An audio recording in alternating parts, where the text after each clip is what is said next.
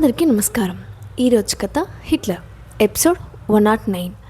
హాస్ని కోసం కుక్ చేసిన విరాట్. ఇక స్టోరీకి వెళ్తే విరాట్ హాస్నిని రెస్టారెంట్ నుంచి తీసుకొచ్చాక అతని మీద కోపంతో రూమ్లోకి వెళ్లకుండా హాల్లోనే కూర్చొని సరితతో పాటు హారర్ మూవీ చూస్తుంది. కొద్దిసేపటికి మూవీ అయిపోవడంతో ఎలా ఉంది మూవీ అని అడిగింది హాస్ని. బాగుంది మేడం అని నవ్వి, మీరు వచ్చి చాలాసేపు అయింది, వెళ్ళి కొద్దిసేపు రెస్ట్ తీసుకోండి మేడం అని చెప్పింది సరిత. హాస్ని ఎక్కువసేపు టీవీ చూస్తూ కూర్చుంటే విరాట్ ఎక్కడ అరుస్తాడో అని భయపడి హాస్ని రూమ్లోకి వెళ్ళమని చెప్పింది సరిత. వాల్ క్లాక్లో టైం చూసి అప్పుడే 10 అయిందా, టైం అయిపోయింది అని విసుక్కుంటూ, నాకు ఇవాళ మూవీస్ చూడాలని ఉంది, నేను వెళ్ళను అని అంటూ మళ్ళీ మూవీస్ వెతకడంలో పడిపోయింది హాస్ని.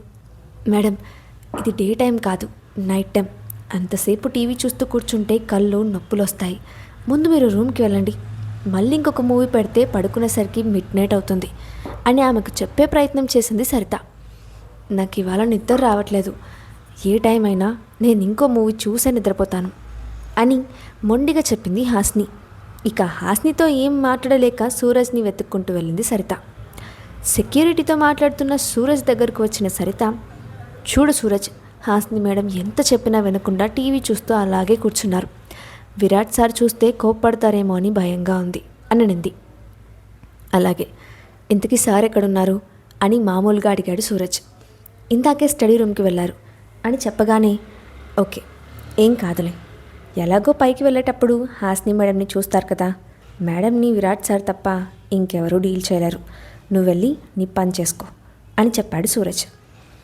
పని చేసుకోలేక కాదు సూరజ్, చూసావా మేడం 3 రోజుల్లోనే ఎంత చిక్కినట్టు కనిపిస్తున్నారో, అసలు ఆ పసిపిల్లతో పనులు చేయించడానికి అనసూయ మేడంకి మనసు ఎలా ఒప్పిందో నాకు అర్థం కావట్లేదు అని బాధగా అంది సరిత.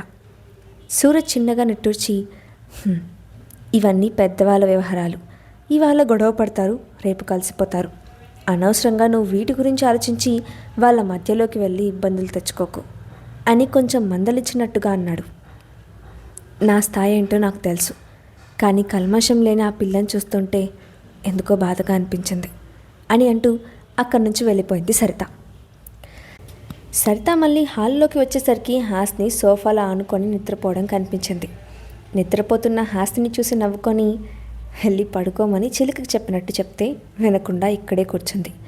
మళ్ళీ నిద్ర రావట్లేదని బడాయి ఒకటి అని అనుకుంటూ హాస్ని నిద్రలేపి పైకి వెళ్దామని చెప్దామనుకున్నంతలో విరాట్ స్టడీ రూమ్ నుంచి బయటకు రావడం చూసి ఆగిపోయింది.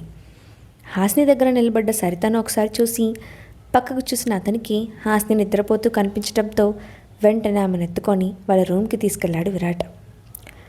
ఉదయం నిద్ర లేచిన హాస్ని తన రూమ్లో బెడ్ మీద ఉండటం చూసుకొని, నేను రాత్రి హాల్లోనే కదా నిద్రపోయాను, రూమ్కి ఎలా వచ్చాను, కొంపతీసి నిద్రలో నడిచొచ్చానా ఏంటి అని ఆలోచించిన హాస్ని ఖచ్చితంగా విరాటే తీసుకొచ్చి ఉంటాడని అనుకుంది. రోజూ లేవగానే పక్కనే కనిపించే విరాట్ ఈరోజు లేకపోవడంతో ఎక్కడికి వెళ్ళాడు అని అనుకుంటూ చుట్టూ చూసింది. ఎక్కడా విరాట్ జాడ కనిపించకపోవడంతో పక్కనే ఉన్న విరాట్ పిల్లోని చూసి దానిలో విరాట్ని ఊహించుకుంటూ, ఇట్లా మోన్స్టర్, దెయ్యం, రాక్షసుడా, నన్నే మోసం చేస్తావా, చెప్తాని సంగతి అంటూ ఆ పిల్లోని ఇష్టం వచ్చినట్టు కొట్టడం మొదలుపెట్టింది హాస్ని. కొట్టి కొట్టి అలసిపోయి బెడ్ మీద పడుకొని వేగంగా ఊపిరి పీల్చుకుంటున్న హాస్నికి విరాట్ పర్ఫ్యూమ్ స్మెల్ రావడంతో విరాట్ రూమ్లోకి వస్తున్నాడని అర్థమై గట్టిగా కళ్ళు మూసుకొని నిద్రపోయినట్టు యాక్ట్ చేసింది. విరాట్ లోపలికి వచ్చి స్నానం చేసి బయటకు వెళ్ళే వరకు కూడా కళ్ళు తెరవకుండా అలాగే ఉండిపోయింది. అతను వెళ్ళిపోయాడని అర్థమై నెమ్మదిగా కళ్ళు తెరిచి తను వాటేసుకున్న పిల్లోని చూడగానే షాక్ అయింది. దేవుడా అని తన చేతులతో తల కొట్టుకుంటూ, ఇప్పుడు ఈ పిల్లోని హక్ చేసుకొని పడుకున్నానని హిట్లర్ ఏమి ఊహించుకుంటాడో ఏంటో అని ఏడుపు మొహం పెట్టింది హాస్ని. కాసేపటి తర్వాత ఫ్రెష్ అయ్యి కిందకు వచ్చిన హాస్నికి నవ్వుతూ ఎదురొస్తూ, వచ్చారా మేడం, మీకోసమే వెయిట్ చేస్తున్నాను, త్వరగా రండి అని పిలిచింది సరిత.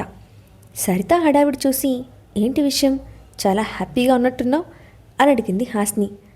హ్యాపీనా, హ్యాపీ అంటే హ్యాపీనే మేడం, అసలు విషయం తెలిస్తే నాకంటే ఎక్కువగా మీరే హ్యాపీ ఫీల్ అవుతారు అని సరిత అనగానే, ఊరించకుండా మ్యాటర్ చెప్పు, విషయం ఏంటి అని అడుగుతూ సోఫాలో కూర్చోబోతున్న హాస్ని చేయి పట్టుకొని ఆపి, మీకు తెలుసా, విరాట్ సార్ మీకోసం మీకు చాలా ఇష్టమైన రెడ్ వెల్వెట్ కేక్ తయారు చేశారు అని ఎక్సైట్ అవుతూ చెప్పింది సరిత. సరిత మాటలకు కళ్ళు పెద్దవి చేసి చూస్తూ వాట్ అని నింది హాస్ని. వాటు వంకాయ కర్రీ కాదు మేడం, మీకోసం సార్ ఎంతో కష్టపడి కేక్ తయారు చేశారు తెలుసా. ఆ కేక్ని చూడగానే మీ కళ్ళల్లో హ్యాపీనెస్ చూడాలని ఇందాకటి నుంచి వెయిట్ చేస్తున్నాను మేడం అని అనింది సరిత. సరిత మాటలకు విరాట్ రూమ్లో లేకపోవడానికి కారణం ఇదా అని అనుకుంది. ఏంటి మేడం ఏం ఆలోచిస్తున్నారు, విరాట్ సార్ రెడీ చేసిన కేక్ చూద్దాం రండి అంటూ బలవంతంగా హాస్ని చేయి పట్టుకొని డైనింగ్ హాల్లోకి లాక్కెళ్ళింది సరిత. డైనింగ్ టేబుల్ మీద అందంగా డెకరేట్ చేసిన కేక్ని చూడగానే ఆశ్చర్యపోయింది హాస్ని. ఆ కేక్ని చూడగానే మైండ్ టెంప్ట్ చేస్తున్నా కంట్రోల్ చేస్తూ, నా కోపం తగ్గించుకోవడానికి ఇలాంటి చీప్ ట్రిక్స్ ప్లే చేస్తున్నాడు హిట్లర్ అని కోపంగా అనుకుంటూ ఆ కేక్ని పాడు చేయాలని చేయి ముందుకు పట్టింది హాస్ని. హాస్ని ఆ కేక్ని టచ్ చేసే లోపులోనే ఆమె చేయిని గట్టిగా పట్టుకున్నాడు విరాట్. హాస్ని చేయబోయిన పని చూసి కంగారుగా దగ్గరకు రాబోయిన సరిత విరాట్ రావడం చూసి అక్కడి నుంచి వెళ్ళిపోయింది. హాస్నిని వెనక నుంచి గట్టిగా హత్తుకుంటూ, కేక్ నచ్చిందా అని స్మూత్ వాయిస్తో అడిగాడు విరాట్. విరాట్ పట్టు నుంచి విడిపించుకోవడానికి ట్రై చేస్తూ, నాకు నచ్చలేదు, ముందు నన్ను వదలండి అని కోపంగా అంది హాస్ని. చిన్నగా ఆమె మెడ మీద పెదాలతో రాస్తూ, నా మీద నీకు ఇంకా కోపం పోలేదా అని స్వీట్ వాయిస్తో అడిగాడు విరాట్. విరాట్ వాయిస్కి అతను చేసే పనికి ఒళ్ళంతా జివ్వుమంటుంటే గట్టిగా కళ్ళు మూసుకొని, నాకు ఆకలేస్తుంది, బ్రేక్ఫాస్ట్ తినాలి, వదలండి అని చాలా కష్టంగా అంది హాస్ని. నీకోసం కష్టపడి కేక్ చేస్తే బ్రేక్ఫాస్ట్ అంటావేంటి బేబీ అని పక్కనే ఉన్న నైఫ్ తీసుకొని ఆమె చేతిలో పెట్టి, కట్ చేయి అని అన్నాడు విరాట్. తన చేతిలో ఉన్న నైఫ్ని విసిరేసి, నాకేం అవసరం లేదు, మీరే తినండి అని కోపంగా అంటున్న హాస్నిని మళ్ళీ హత్తుకొని, నీకిష్టం లేకపోయినా బలవంతంగానైనా సరే తినిపిస్తాను బేబీ అంటూ స్పూన్తో కేక్ తీసి ఆమె నోటి దగ్గర పెట్టాడు విరాట్. విరాట్ పనులకు అతను తన మీద చూపించే ఎఫెక్షన్కి అసలు నిత్యతో డేట్కి వెళ్ళాడంటే హాస్నికి అస్సలు నమ్మాలనిపించటం లేదు. కానీ తను చూసిన వీడియో క్లిప్ ఆమెను ఎటూ తలుచుకొనివ్వకుండా చేస్తోంది. విరాట్ నోటి దగ్గర పెట్టిన స్పూన్ని విరాట్ని మార్చి మార్చి చూస్తూ ఆ స్పూన్ నోట్లో పెట్టుకుంది హాస్ని. ఎలా ఉంది అని కళ్ళెగరేస్తూ అడిగిన విరాట్ మాటలకి నైస్ అని ఒక్క ముక్కలో ఆన్సర్ చేసేసింది హాస్ని. ఏ రీజన్ లేకుండా హాస్ని ఎందుకంత డల్గా ఉందో విరాట్కి అస్సలు అర్థం కావడం లేదు. తనని ఎంత కూల్ చేసి విషయం తెలుసుకోవాలనుకున్నా హాస్ని అంత పంతంగా ఎందుకు ఉంటుందో కూడా విరాట్కి అస్సలు అర్థం కావట్లేదు. బేబీ అని ఏదో మాట్లాడబోతున్న విరాట్ని పక్కకు నెట్టి, నాకు ఆఫీస్కి టైం అవుతుంది, నేను వెళ్తున్నాను అని ఫాస్ట్గా బయటికి వెళ్ళిపోయింది హాస్ని. పరిగెడుతున్నట్టే వెళ్తున్న హాస్నిని కళ్ళు చిన్నగా చేసి చూస్తున్నాడు విరాట్. అతని కళ్ళల్లో కోపం అతనొక్కడికే తెలుసు. హాస్ని ఆఫీస్కి రాగానే పరిగెత్తుకుంటూ తన క్యాబిన్లోకి వెళ్ళింది కీర్తి. కోపంగా డోర్ నెట్టుకుంటూ లోపలికి వచ్చిన కీర్తిని విసుగ్గా చూసి, ఇప్పుడు నీతో గొడవ పడేంత మూడ్ నాకు లేదు, వెళ్ళి నీ పని చేసుకో అని అనింది హాస్ని. నీ మూడు గురించి నీ కోపం గురించి మీ నాయన దగ్గర చెప్పు, నా దగ్గర కాదు అని అరిచి పక్కనే ఉన్న ఫైల్ తీసుకొని హాస్నిని కొడుతూ, నిన్న ఎందుకే అలా పరిగెత్తావు, నీ గురించి ఎంత టెన్షన్ పడ్డానో తెలుసా, ఎన్నిసార్లు కాల్ చేశానో తెలుసా, ఒక్కసారైనా లిఫ్ట్ చేసావా, అంతలా ఏం వెలగబెట్టి చేస్తున్నావు అని ఫైర్ అయింది కీర్తి. కీర్తి మాటలకు తల పట్టుకుంటూ కీర్తి చేతిలో ఫైల్ లాగి పడేసి, నిన్న నేనున్న మూడేంటి, నువ్వు అరిచేదేంటి కీర్తి, కొంచెం నా సిచ్యువేషన్ని కూడా అర్థం చేసుకో అని విసుగ్గా అరిచింది హాస్ని. హాస్ని అలా అనేసరికి బాధపడుతూ, పెళ్ళి కాగానే ఫ్రెండ్ దూరం అయిపోయింది కదా హాస్ని, నీకు ఎందులోనైనా నేను తోడుగా ఉండాలనుకున్నాను, కానీ నీకు నాతో ఏం షేర్ చేసుకోవాలనిపించడం లేదు కదా, నేను నీకు సరైన ఫ్రెండ్లా ఉండలేకపోయాను ఏమో, అందుకే నా నుంచి నీ లైఫ్ని హైడ్ చేస్తున్నా అని కొంచెం బాధగా అంది కీర్తి. కీర్తి మాటలకు ఎమోషన్ అవుతూ, సారీ వే, ఏదో టెన్షన్లో అలా అనేసాను, ఐఎమ్ రియల్లీ సారీ, నా గురించి నీకు తెలుసు కదా, ఎప్పుడు ఎలా మాట్లాడాలో ఎవరితో ఎలా బిహేవ్ చేయాలో అస్సలు తెలియదు, అందుకే విరాట్ సార్ కూడా నిత్యని అని అంటూ ఏడుపుతో గొంతు పూడుకుపోవడంతో తలదించుకుంది హాస్ని. హాస్ని కళ్ళల్లో నీళ్లు చూసిన కీర్తి ఎమోషనల్ అవుతూ, ఛీ పిచ్చిదానా, నేనేదో సరదాగా అన్నాను, నువ్వు సీరియస్గా తీసుకోకు అని హాస్నిని సోఫాలో కూర్చోపెట్టి తన పక్కన కూర్చుంటూ, నువ్వు అలా చెప్పకుండా వెళ్తే నాకు ఎంత భయం వేస్తుందో తెలుసా. నీకోసం మనం తిరిగే ప్లేసెస్ అన్నీ వెతికాను. ఆఖరికి విరాట్ సార్కి మెసేజ్ పెడితే నువ్వు సేఫ్గా ఉన్నావని చెప్పారు. అప్పటికి కానీ ప్రశాంతంగా ఉండలేకపోయాను తెలుసా అని అన్న కీర్తి మాటలకు ఆమెను హక్ చేసుకొని, ఐఎమ్ రియల్లీ సారీ కీర్తి, ఏదో కోపంలో అలా పరిగెత్తాను. నిన్ను చాలా హర్ట్ చేశాను కదా, నేను నీకు మంచి ఫ్రెండ్ని కాదు కదా అని హాస్ని అనగానే కోపంగా హాస్ని తల మీద ఒక్కటి కొట్టి, నోరు ముయ్యవే, ఎవరు చెప్పారు నువ్వు నాకు గుడ్ ఫ్రెండ్వి కాదని? You are my everything. నీకు విరాట్ సార్ తోడుగా ఉంటారో లేదో కానీ ఈ కీర్తి ఎప్పుడు తోడుగా ఉంటుంది అని చెప్పి మళ్ళీ అంతలోనే అరుస్తూ, ఇంతకీ ఎక్కడికి వెళ్ళావే నిన్న అంటూ ఫైర్ అయింది కీర్తి. కీర్తి అలా అడగగానే నిన్న తను చేసిన పిచ్చి పని గుర్తొచ్చి, అంటే అది అది అని అంటూ మెలికలు తిరుగుతున్న హాస్నిని చూసి, నువ్వు ఇంత వింత ఎక్స్ప్రెషన్ ఇస్తున్నావంటే మళ్ళీ ఏదో పిచ్చి పని చేసే ఉంటావు అవునా అని గుర్రగా చూస్తున్న కీర్తిని చూసి పిచ్చిగా నవ్వింది హాస్ని. ఆ నవ్వులోనే ఏదో తింగరి పని చేసిందని కన్ఫర్మ్ చేసుకొని కోపంగా పళ్ళు నూరుతూ, ఆ బ్యూటిఫుల్ స్మైల్ ఆపేసి ముందు ఏం చేస్తావో చెప్పిచావు అని పళ్ళు కొరుకుతూ అంది కీర్తి.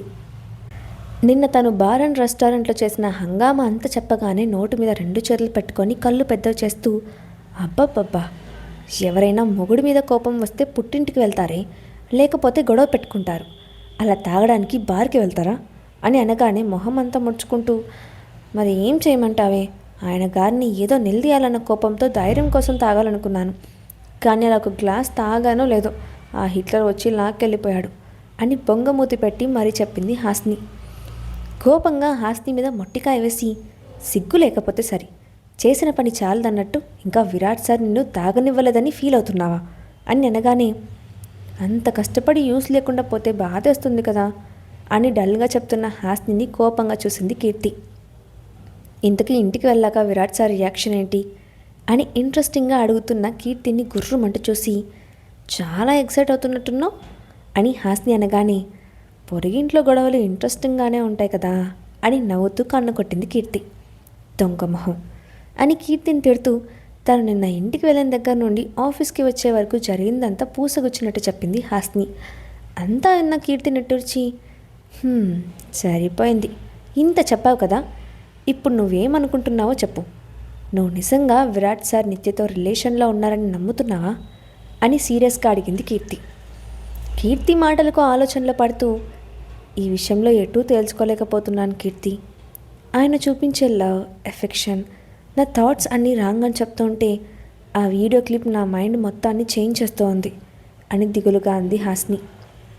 సరే, ఇప్పటి వరకు ఉన్న నీ థాట్స్ అన్నిటినీ పక్కన పెట్టు. ఇప్పుడు నేను ఒక మాట అడుగుతాను, సమాధానం చెప్పు అని అనగానే, ఏంటి అన్నట్టు చూసింది హాస్ని. సపోజ్ విరాట్ సార్తో నేను అలా కార్లో వెళ్తే మా ఇద్దరిని కూడా నువ్వు అనుమానిస్తావా అని కీర్తి అనగానే కోపంగా చూస్తూ, అలా ఎలా అంటానే, నాకు మీ ఇద్దరి గురించి తెలియదా అని కోపంగా అరిచింది హాస్ని. కదా, అలాగే విరాట్ సార్ గురించి పూర్తిగా తెలియకపోయినా ఇన్ని డేస్ నుంచి చూస్తున్నావు కదా, ఆయన ఇలా అమ్మాయిలతో రిలేషన్ మెయింటైన్ చేసేవాళ్ళ కనిపిస్తున్నారా అని అనగానే మౌనంగా ఆలోచనలో ఉండిపోయింది హాస్ని. కీర్తి మాటలు విన్న హాస్ని విరాట్ని నమ్ముతుందా? హాస్ని ఎందుకు అలా బిహేవ్ చేస్తూ ఉందో విరాట్ కనిపెడతాడా? నెక్స్ట్ పార్ట్లో చూద్దాం. ఈ స్టోరీ అప్డేట్ ఎలా ఉందో కింద కామెంట్ బాక్స్లో మీ ఒపీనియన్ని షేర్ చేయండి. అలాగే ఇలాంటి మరిన్ని స్టోరీస్ కోసం మా ఛానల్ని తప్పకుండా సబ్స్క్రైబ్ చేసి పెట్టుకోండి. Thanks for watching.